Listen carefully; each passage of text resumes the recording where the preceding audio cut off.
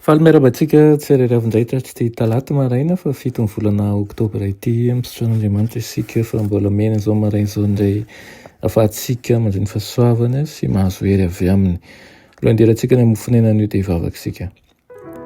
Dia tomb'Andriamanitra tolotra anao ny derany laza ny asa sy ny voninahitra. Misotro anao izay fa mbola nomenao tombontsoa indray n'ity maraina ity dia ny ahafahana mandray ny fahasoavanao sy ny fahamarinana avy aminao. Amelany ilokay mamindrafo aminay dia izaho hatrany izay hanakanao ary koa ahafahana mijoro avolombelona amin'ny fotoana rehetra ka aneoko fa Andriamanitra tena misy tokoa ianao amin'ny fiainanay. Mitenena raha io amin'ity maraina ity fa voninkenao anao izahay amin'ny anaran'i Jesosy. Amen. Lohateny mofinainantsika androany dia manao ilaina ho amin'ny fahombiazana. Ilay amin'ny Ezekela 4:30 manao hoe: ny very ho tadiaviko, ny voaroka ampodiko, ny folaka ho amarako, ny malemy ho atanjahako, fa ny matavy sy ny matanjaka kosa dia aringako ka handrasako amin'ny fitsarana. Amen.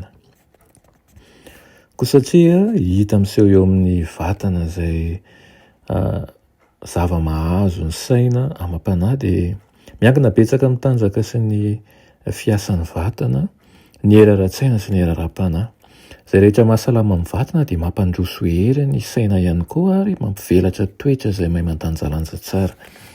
Ny fahafantarana ny momba ny vatana sy ny fikajiana izany no tokony fototra iorenan'ny ezaka fanabeazana rehetra ataontsika. Na dia efa hay amin'ny ankapobeny aza ireo zavatra tokony ho fantatra momba ny vatana dia mampanahy mafy kosa ny tsy firahana mikasika an'ireo lalàna amin'ny fahasalamana. Ny tanora izay mbola ao anatin'ny hery sy tanjaka dia zara raha mahatsapa ny mazava-dehibe ny herintsika lehibe ananany. Harena sarobidy kokoa noho ny volamena izany. Tena ilaina amin'ny fandrosoana mihoatra noho ny fianarana na ny faniriana toerana ambony na ny fananam-be kanefa dia hamahivanina. Ferifery ireo nanao ankila-baon'ny fahasalamana noho ny fitadiavaka-harena na fahefana no lavitsy hafa manoatra kanefa efa saika nahatratra an'ilay zavatra nireny fantatra. Avy eo dia ny hafa ny mahazo an'izay loka efa ny matimatesana. Firifiry ihany koa nefa ireo izay marary vokatry ny fanaovana rainazy ny lalàn'ny fahasalamana.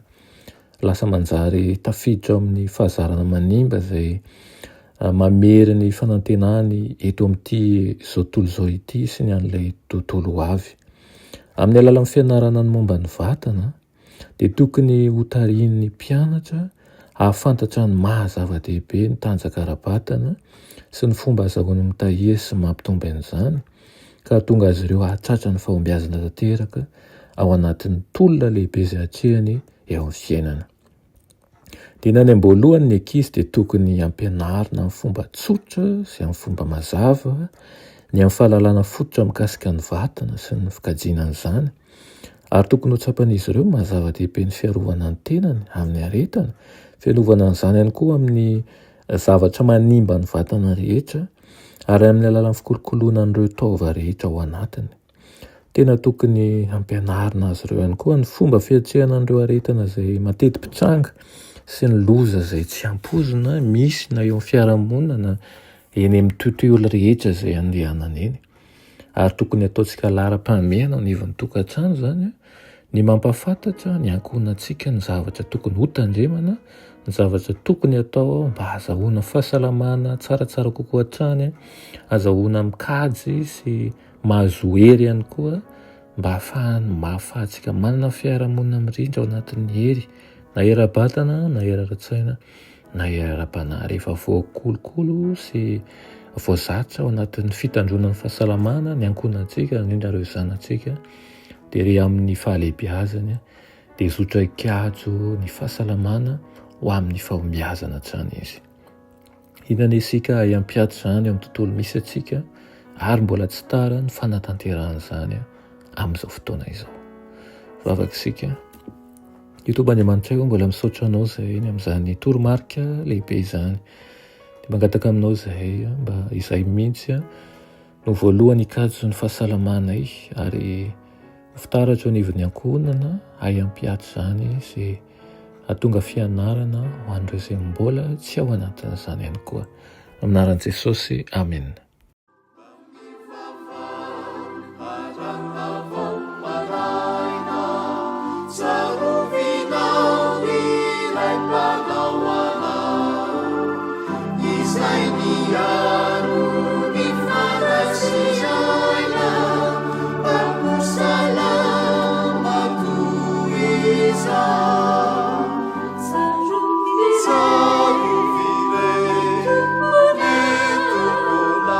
Savior.